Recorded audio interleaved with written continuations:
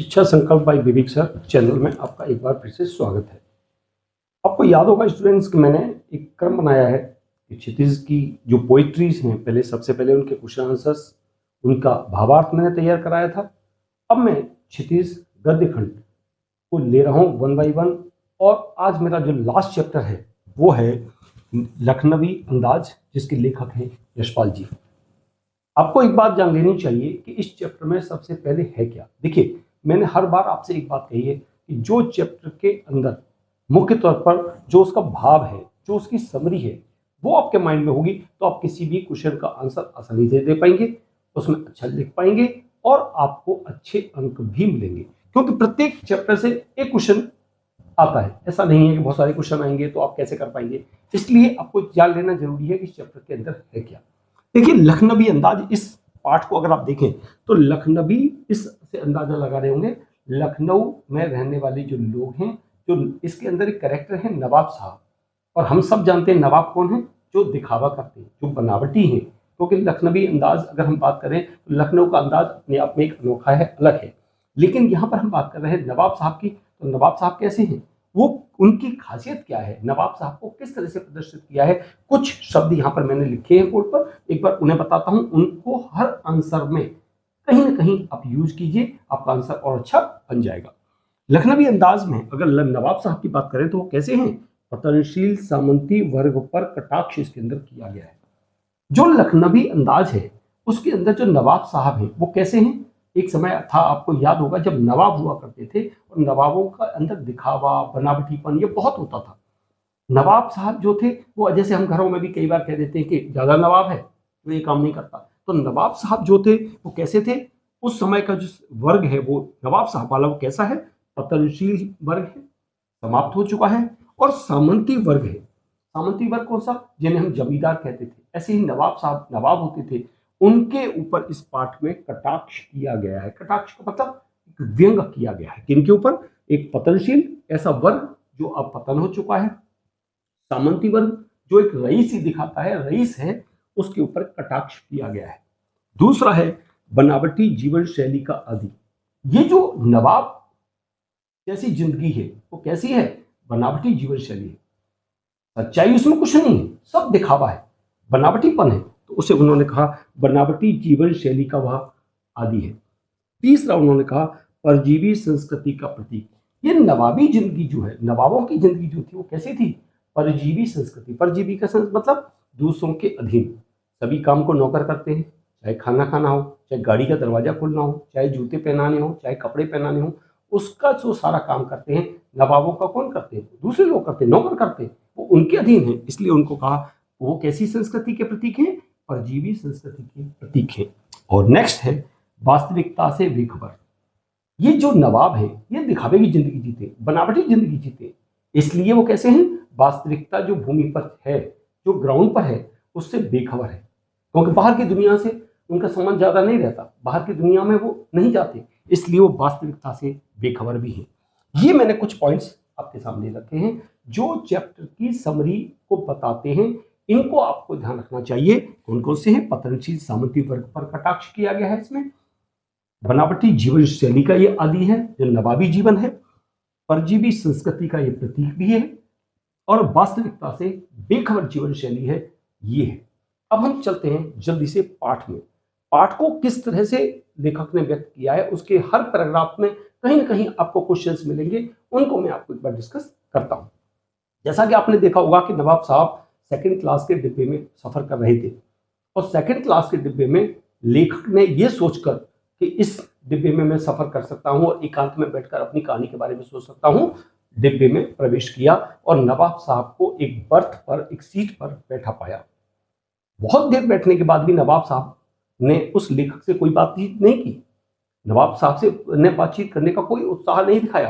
इस पर एक एग्जाम में क्वेश्चन आता है कि नवाब साहब ने लेखक से बातचीत करने का उत्साह क्यों नहीं दिखाया, तो उसके कुछ कारण हैं। पैराग्राफ देखिएगा फर्स्ट पेज पर, जहां पर लिखा हुआ है कि हमारे सहसा कूद जाने से, लेखक कहता है कि मेरे अचानक डिब्बे में आ जाने से ऐसा लगा कि उनके चिंतन में कोई विघ्न पड़ गया है। वो शायद कुछ सोच रहे थे, उस चिंतन में विघ्न पड़ गया है, इसलिए उन्होंने बातचीत का कोई उत्साह नहीं दिखाया।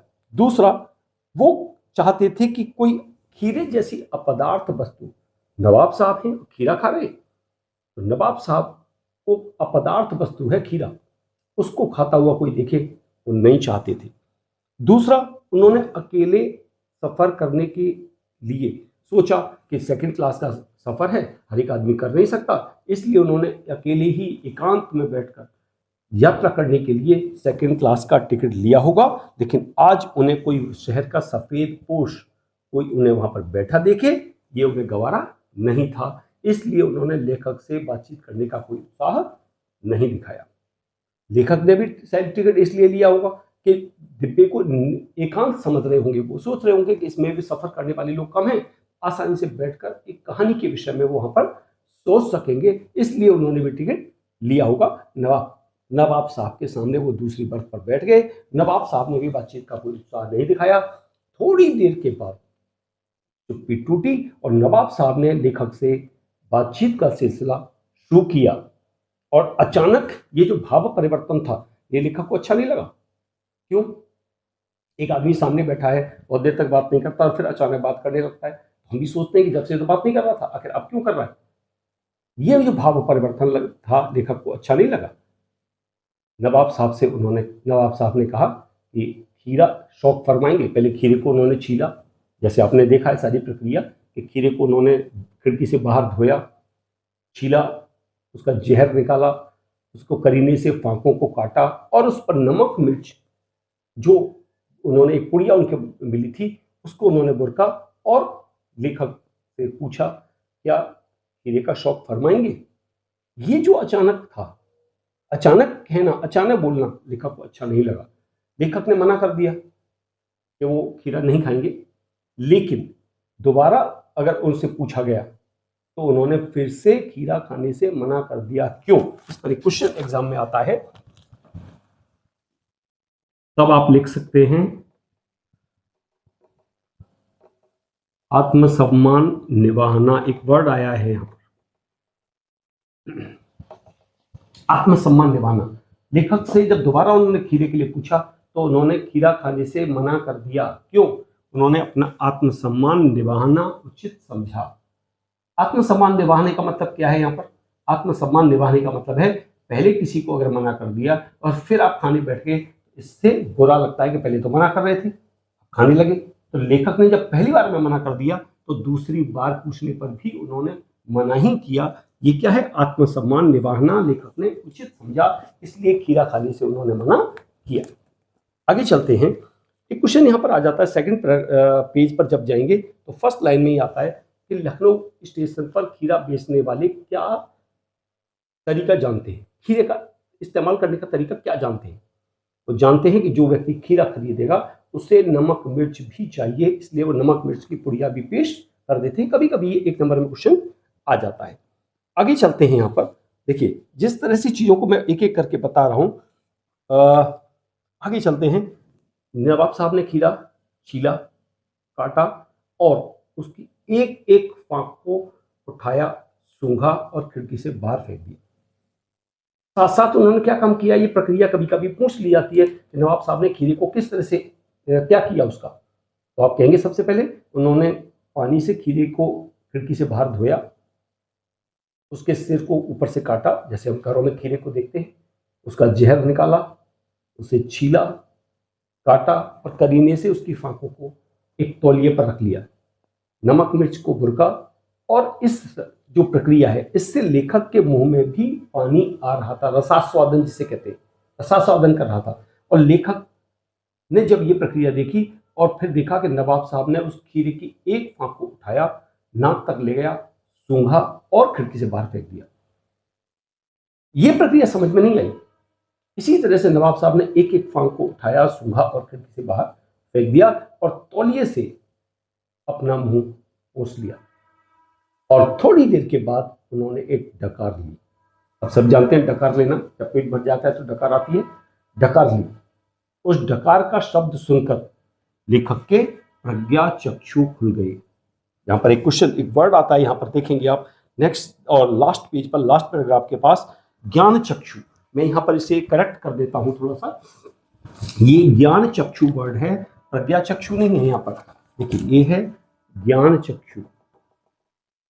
लेखक के ज्ञान चक्षु खुल गए। ज्ञान चक्षु खुलने का मतलब यहाँ पर क्या है, ज्ञान के नेत्र, चक्षु कहलाता है नेत्र। यहां पर ज्ञान चक्षु खुल गए। कैसे? नवाब साहब ने खीरा सूंघा था, केवल सूंघ करके उन्होंने खिड़की से बाहर फेंक दिया और डकार ली।